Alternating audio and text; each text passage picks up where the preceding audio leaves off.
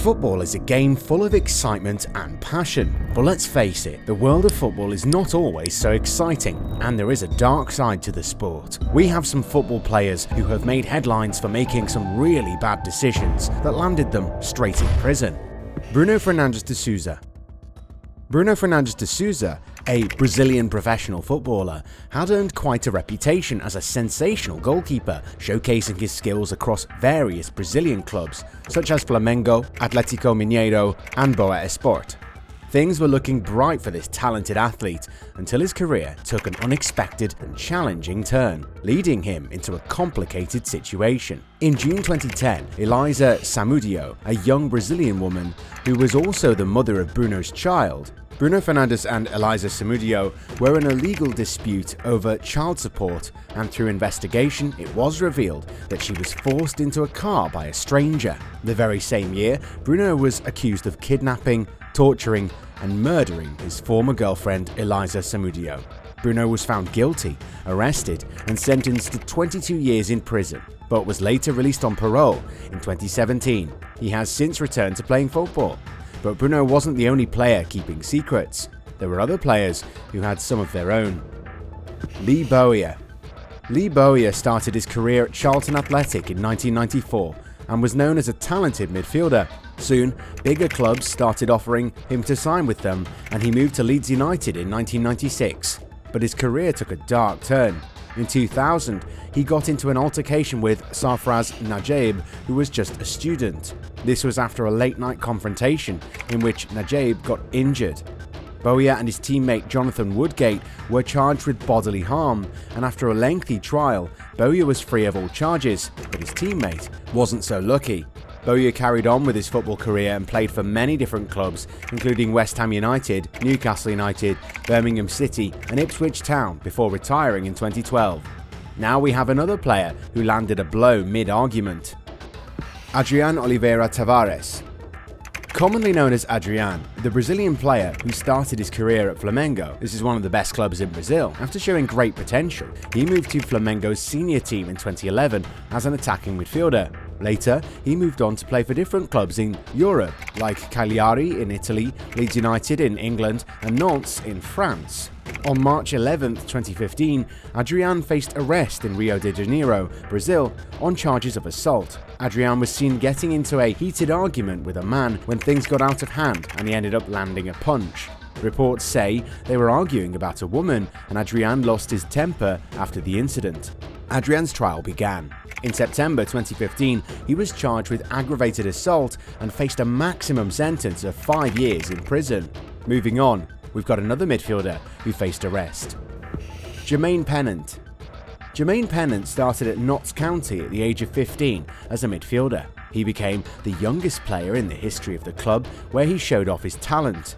Arsenal noticed his talent and signed him in 1999. Since he was only 16 then, he was the youngest player there too. Later, he joined Liverpool in 2006 and other clubs like Real Zaragoza, Stoke City and Wigan Athletic. In 2005, Pennant was arrested for DUI. One night while heading home after a visit from a bar, it got really late. A nearby police officer saw his car maneuvering between lanes, going over the speed limit, and it looked like he didn't have much control of his car. The police officer pulled him over and gave him the breathalyzer test to see if he was driving while intoxicated. Shockingly, the test showed that he'd had too many drinks that night, with his blood alcohol concentration level almost twice the legal limit. So as a result, Pennant got arrested and sentenced to prison for 3 months. The next player we move on to tried to get away with passport fraud. Ronaldinho. Ronaldinho is a legendary football player. He's known for his amazing skills as a midfielder on the football field. Ronaldinho can dribble past defenders without much effort and still be able to pull off amazing trick shots. This ability made him a fan favourite around the world. During his time at Barcelona from 2003 to 2008, he won 2 La Liga titles and was named the FIFA World Player of the Year. He got himself in trouble on March 4, 2020, when he tried to use fake passports. Him and his brother were caught and detained at the Resort Yacht and Golf Club Paraguayo, where they were staying as guests of a local businessman. They were later released on bail for $1.6 million. After pleading guilty in court to using these fake passports, the brothers were sentenced to 6 months in prison and fined $200,000. Ronaldinho isn't the only player who got in trouble with the authorities. Our next player did something much worse. Ricardo Charisma. This Portuguese footballer, who played as a winger, Ricardo Charisma, is famous for his unique playing style. Charisma started his career back in 2001, joining Sporting CP, one of Portugal's top clubs, because of his amazing dribbling skills and his trademark Trivela shot, a technique that involves curling the ball with the outside of his foot, had fans rooting for him in every game. Charisma got into a fistfight with a police officer at a nightclub on March 7, 2023 in Lisbon, where he was seen punching the officer in the face. The officer suffered some minor injuries and arrested Charisma there and then. Charisma was taken into custody and released on bail. Charisma was in trouble in 2010 too, when he was convicted of driving under the influence of alcohol, after which he spent 2 months in prison. Charisma had an assault case tied to his name. But we have a striker next. Joey Barton. Joey Barton was an English football player who played for different clubs throughout his career, but spent most of his time playing for Manchester City, making over 150 appearances. He played for other teams like Newcastle United, Queen's Park Rangers, Marseille, Burnley and Fleetwood Town too.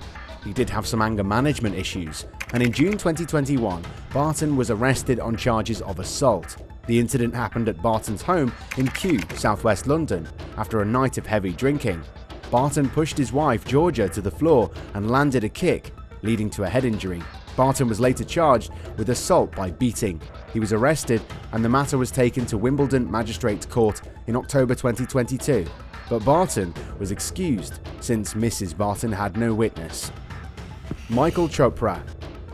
Michael Chopra has played as a striker for many clubs like Cardiff City, Sunderland, Ipswich Town and Kerala Blasters in the Indian Super League.